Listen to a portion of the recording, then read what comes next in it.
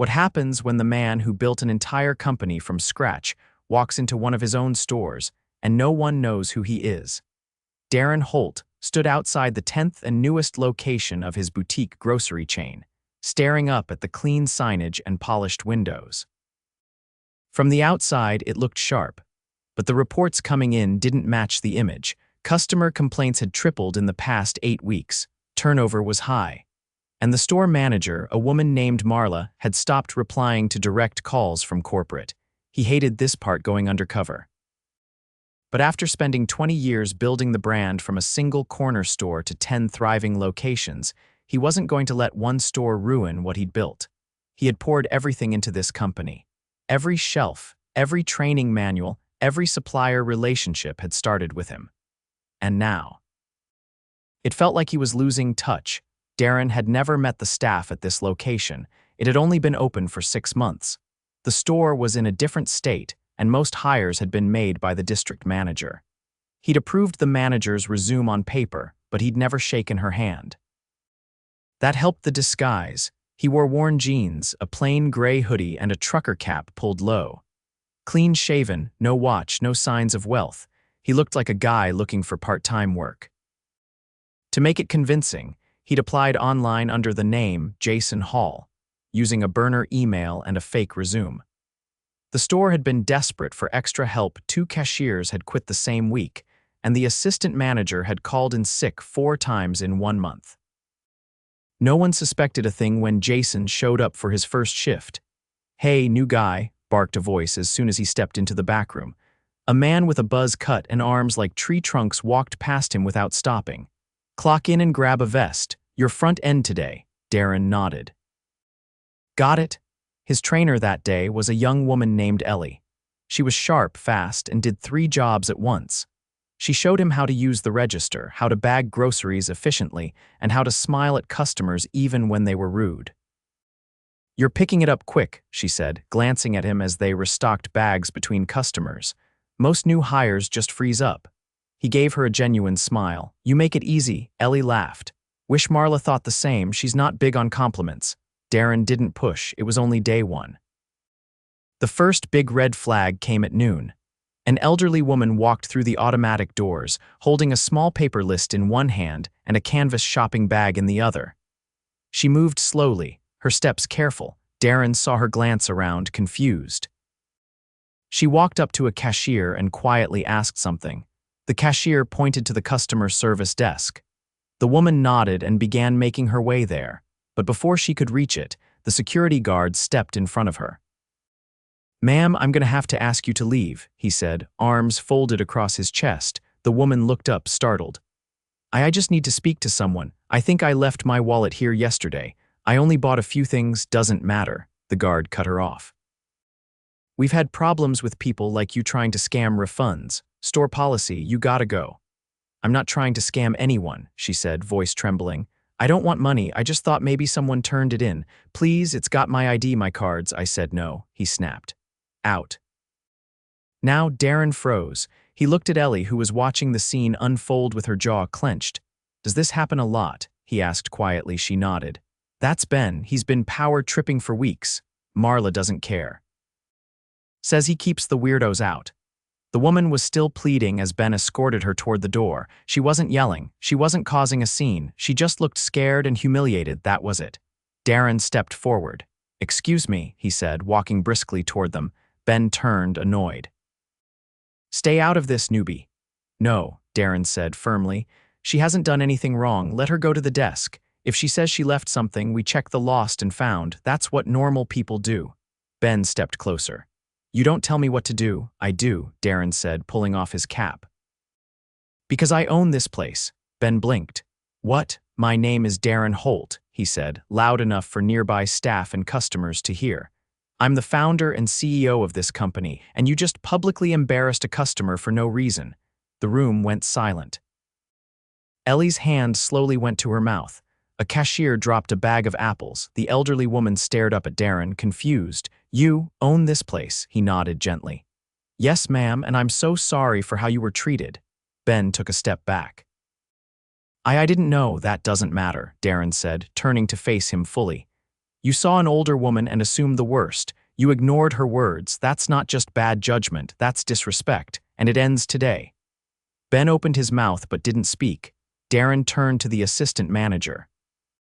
"Paige Marla, now." She scrambled for the intercom. Darren looked back at the woman.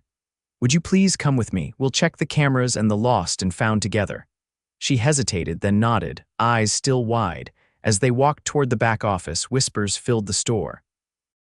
Darren kept his voice calm, but inside his chest burned, not just from anger but from disappointment. He had built this company to serve people, all people. And now, he had a lot to fix, and Marla hadn't even shown up yet. Marla arrived 20 minutes later, wearing oversized sunglasses and holding a coffee she didn't bother to hide. Her posture was tired, but not in the way of someone overworked, more like someone indifferent. She strolled into the back office, not realizing who was waiting for her until she stepped inside and saw Darren seated at the desk, reviewing footage with the assistant manager. "You must be Jason," she said, leaning against the doorframe. "We're not usually this formal with new hires." Darren didn't look up. "Close the door, Marla." She blinked, then frowned, finally taking a seat across from him. The assistant manager stood awkwardly in the corner until Darren gestured for her to leave.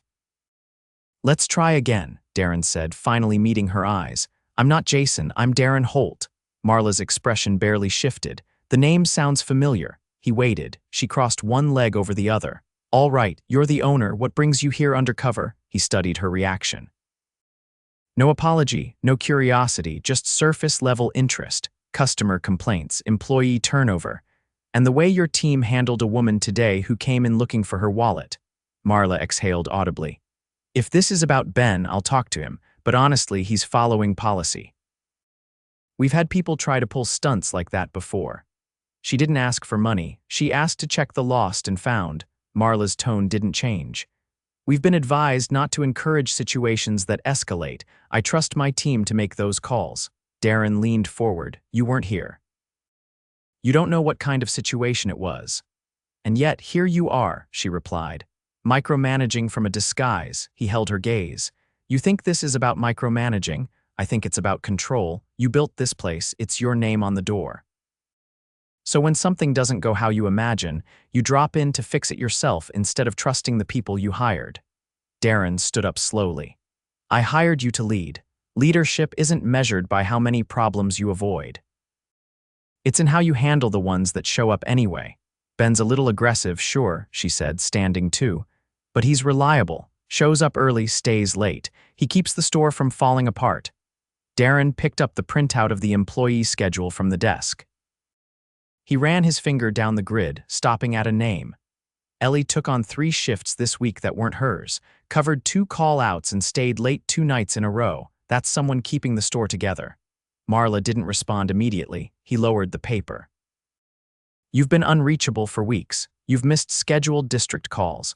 Employees say they haven't seen you on the floor more than a few minutes a day. So let me ask you, what exactly is your definition of leadership?" She glanced toward the window, then back. "I delegate. I trust my team." "I don't babysit." "Then it's time we stop pretending you're managing anything here." Her eyes narrowed. "Is that a threat?" "It's a decision," Darren said flatly. "Effective immediately. You're on leave. HR will follow up within the hour. I'll be assuming direct oversight of this store until further notice."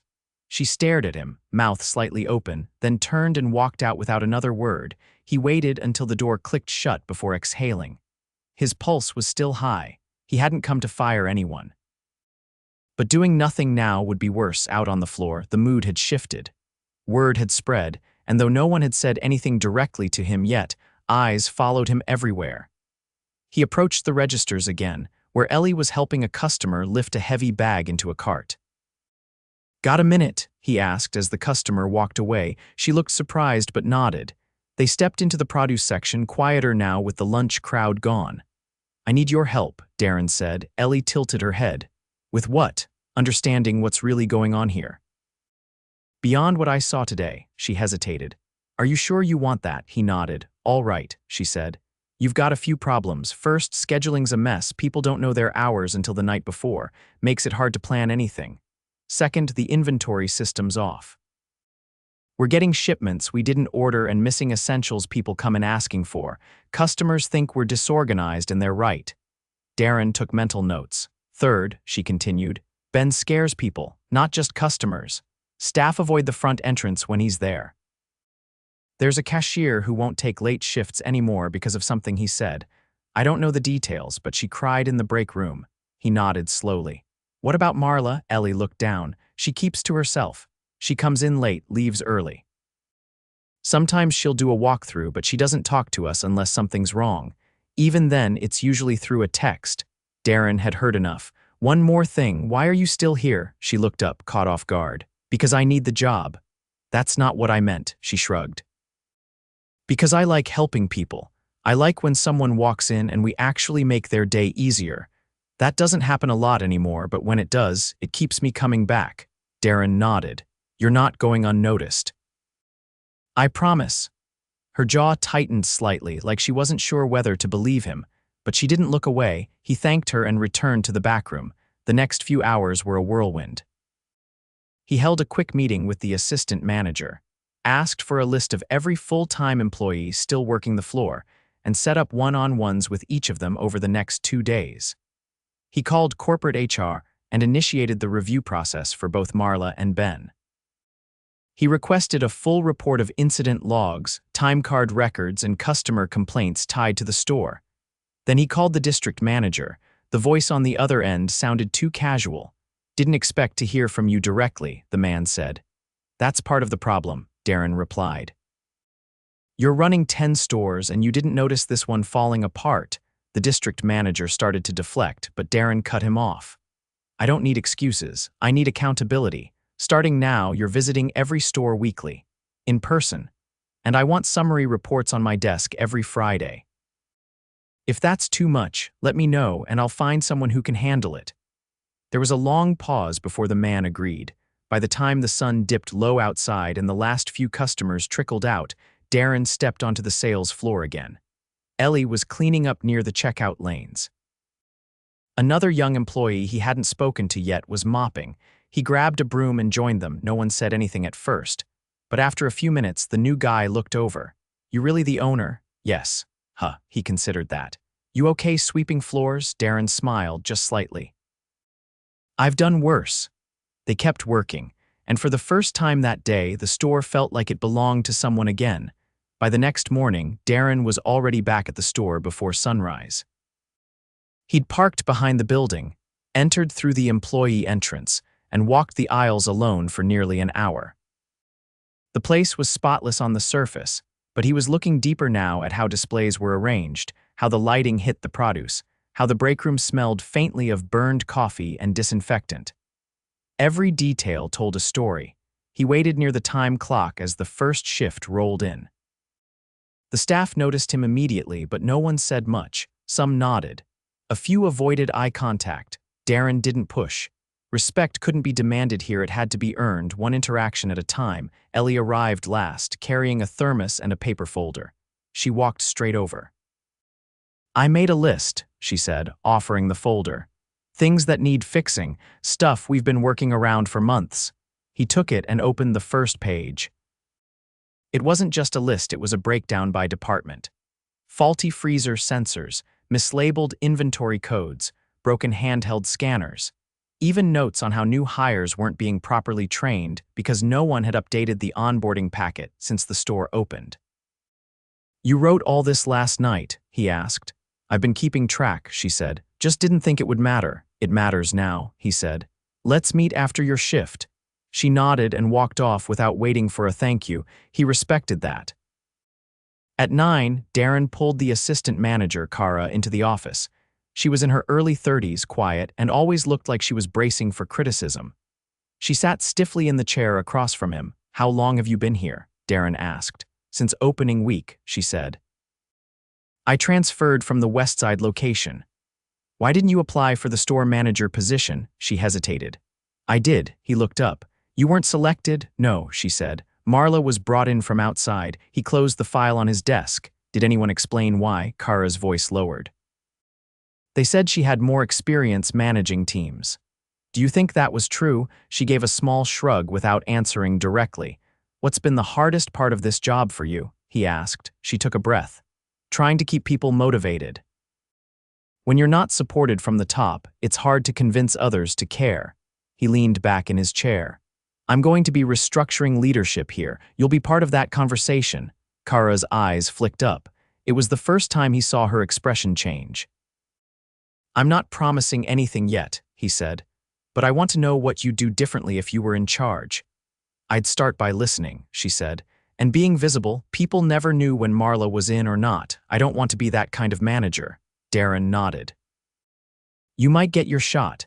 After she left, he spent the next hour speaking with other employees, quiet conversations in the back room, quick chats during restocks. No one tried to impress him. That was what he wanted: raw, unfiltered truth. By lunchtime, he had enough data to see the patterns clearly. Poor communication, no accountability, and a workplace culture that had slowly corroded under absentee leadership. But the part that stuck with him was something one of the newer employees, a teenage stalker named Marcus, said in passing. "Most of us don't think anyone's watching," Marcus had said, "so we stop trying." That was the core of it. At 2 o'clock, a woman from HR arrived. Her name was Heather, a no-nonsense operator who had been with the company since Darren's third store. She greeted him with a directness he appreciated. "You want Marla and the guard handled through standard procedure?" she asked. "No," he said. "I want it done faster." Heather raised an eyebrow. "Ben's actions yesterday weren't just about bad judgment," Darren continued. "He made a defenseless customer feel unsafe in a public space. That's not a coaching moment. That's a liability." "I'll process the termination paperwork today," she said. "And Marla, suspension stays in place. But I want a full internal review of her hiring process, who recommended her, what vetting was skipped. If we missed red flags once, we can't afford to do it again." Heather nodded and pulled out her tablet. "I'll start digging." As she left, Darren returned to the front of the store. He stood near the entrance, watching how customers were being greeted. Some employees smiled. Others didn't look up. It was uneven, symptomatic of a team that had never been taught what culture looked like from the ground up. A man in his 60s walked in, holding a small, dry cleaning bag.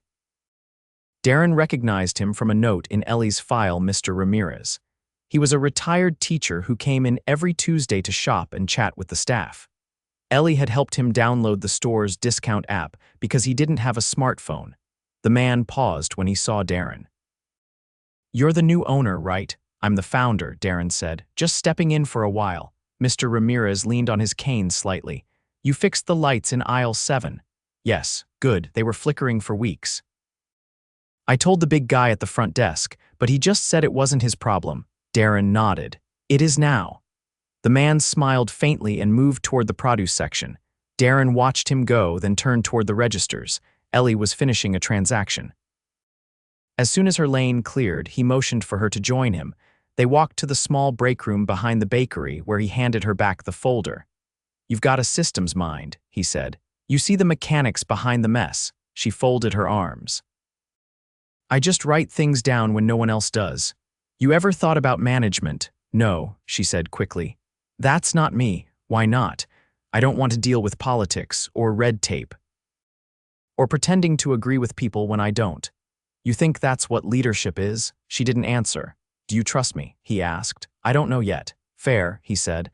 "I'm not asking you to take a promotion. I'm asking you to take ownership. Help me rebuild this place." She studied him carefully. "What does that mean?" "It means you sit in on the hiring panels for new supervisors. You help redesign the training process, and you tell me when something's broken, even if I don't want to hear it." Ellie didn't respond right away. Then she nodded once. "I'll try, but if you start ignoring people again, I'm out." "Deal," he said. They shook hands. At the end of the day, Darren called an all-staff meeting.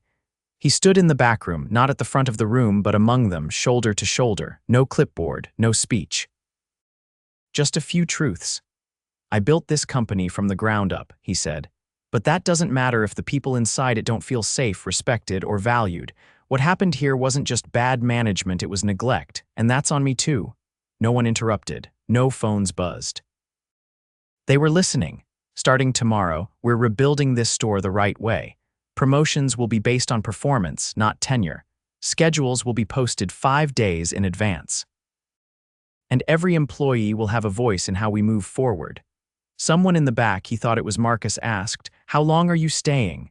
"As long as it takes," Darren said, "until the foundation is solid again." As the group dispersed, quiet conversations broke out, some skeptical, some hopeful, all real. Darren stayed behind, picking up a crumpled paper cup from the floor and dropping it in the bin. One of the newer cashiers approached him, a young woman with a nervous energy. "Did you really fire the guard?" "Yes." "Good," she said. "I used to hide in the walk-in freezer just to avoid him." Darren looked her in the eye. "You never have to do that again." She nodded and walked away. He stood in the near-empty room, feeling the shift, not just in the air but in the people. They weren't afraid of him anymore. They were starting to believe. By the end of the week, Darren had rewritten nearly every policy the store operated under. Not from a desk at corporate, but sitting side by side with the people who lived those policies every day. He had replaced Ben with a contracted loss prevention officer from a third-party firm. Someone trained not just in security, but in customer service de-escalation. His name was Anthony, mid-40s, former EMT, and within 2 days, customers were already asking for him by name, not because he was intimidating, but because he helped them load groceries and walked them to their cars in the rain. Marla's desk had been cleared out. Heather from HR had uncovered a troubling pattern in her file: missed evaluations, vague references from her previous employer, and an unresolved complaint from a former subordinate that had never been followed up on. Darren didn't need more evidence. He signed off on her termination quietly and without ceremony. It wasn't revenge. It was maintenance. Like fixing a broken pipe before it flooded the entire floor. On Monday, the first new hire orientation under the revised system took place in the break room. Ellie stood at the front, walking 3 new employees through the updated handbook. Darren watched from the corner, arms folded, saying nothing. She didn't need help. She had rewritten the entire training flow herself, cutting out jargon, adding real scenarios, and including a rotating mentorship program where each new hire would shadow a senior employee for a week, someone who actually worked the floor, not someone buried in the back office. Afterward, she walked up to him, pulling her vest off. "Still think I'm not management material?" she asked. "I think you've already outgrown that label," Darren said. "I'm not wearing a name tag that says team leader, just warning you now." "You don't have to," he said. "They'll know." He left her to finish locking up the training materials and walked toward the front. Kara was up near the registers, overseeing the final shift change. She had stepped into the interim store lead role without being asked. He had seen the way she handled conflict, firm but not aggressive, direct without being cold. When a vendor shipment had arrived late that morning, she'd coordinated the receiving dock, adjusted the inventory manually, and still found time to coach a cashier through her first solo lunch rush. Darren waited until the last register light shut off before approaching her. "You ready for this full time?" he asked. She looked up from the end-of-day tally sheet. "You mean officially? You've already been doing the job. I just need to know if you want it." She set the papers down. "I do. But on one condition." "Let's hear it." "I want a quarterly staff forum. No managers talking, just employees, open mic. Anything they want to bring up, workflow, scheduling, even complaints about us. And I want those sessions to be documented." Darren nodded slowly. "You're asking for accountability." "I'm asking for trust," she said. "But trust is built 2 ways." "You've got it," he said. "It's yours." She didn't celebrate. She just picked her sheet back up and went back to work. By Thursday, the atmosphere in the store had shifted. Customers lingered longer. Employees spoke more freely. Music played softly over the speakers, not loud or intrusive, but enough to fill the space between transactions. The aisles were stocked with intention items grouped in ways that made sense to shoppers, not just whatever fit on the shelf. Marcus, the teenage stalker, had taken it upon himself to build a small in-cap display of local honey and handmade soaps. Darren had noticed it right away. "Whose idea was the soap stand?" he asked as Marcus passed by, pushing a cart of canned soup. "Mine," Marcus said. "Figured people buying honey might like them. They're from this farmer's market my aunt sells at." "You talked to purchasing yet?" I wasn't sure if I was allowed to. You are now, Darren said. I'll walk you through it. The next morning, the elderly woman returned. She came through the doors slowly, wearing the same canvas bag and a simple navy coat. Darren was near the floral display, helping rearrange bouquets with the receiving team. He saw her before she saw him. Anthony, the new security officer, greeted her gently and asked if she needed help. She smiled and waved him off politely. Darren approached her as she reached for a basket. I was hoping I'd see you again, he said. She looked at him, trying to place the face, then her eyes lit up. You're the man from last week. I am, he said, and I owe you more than an apology. We've made some changes since then. I hope you'll notice the difference. She looked around the store. It feels calmer. That's the goal, he said. Also, I checked the lost and found again. Your wallet was turned in after you left. We mailed it to the address on your ID. Her hand went to her chest. Oh, thank you. I thought I'd never see it again. You'll also find a card inside, he said, with a year of free groceries. Not because of what happened, but because you reminded me what this place was supposed to be. She blinked, stunned. That's too much. It's exactly right, he said. Let me walk you through today, my treat. They moved through the aisles together. He helped her reach the top shelf. She told him about her late husband, how they used to shop together on Saturdays, how she still made his favorite stew even though she was the only one eating it now. At checkout, Ellie saw them and came around the counter to bag the groceries herself.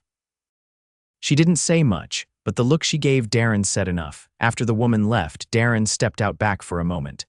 The sky was overcast, the air cool but not sharp. He looked out across the small loading area where trucks came in twice a week, nothing special about it. Just asphalt, cracked lines, a few faded pallets.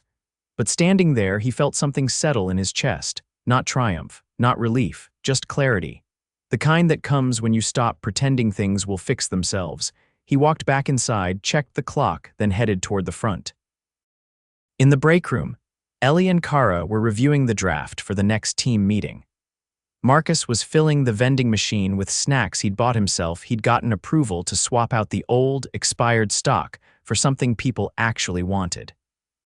The new hires were laughing at something on their phones, but they stood when Darren entered. You don't have to do that, he said. We're all on the same level here. One of them, a young woman with a medical school textbook sticking out of her bag, asked, Are you really staying? Like permanently? No, he said. You don't need me to. But you were here when it counted, she said. He nodded once, then looked around the room. This place isn't perfect. None of them are, but when people walk in, they should feel like someone gives a damn. About their time, their dignity, their work. That's the bar. We don't lower it. No one clapped. No one needed to. He grabbed his coat from the hook, turned to Kara. You've got this. She didn't hesitate. Yes, he looked at Ellie. And you, she raised an eyebrow. Don't make me regret this. You won't, he said. He stepped out without a grand goodbye. Just a nod, a quiet exit, and the knowledge that transformation doesn't come from speeches or slogans. It comes from stepping into the mess, staying long enough to understand it, and walking out only after you've earned the right to leave. And when he drove away that evening, he didn't look back, because he didn't need to.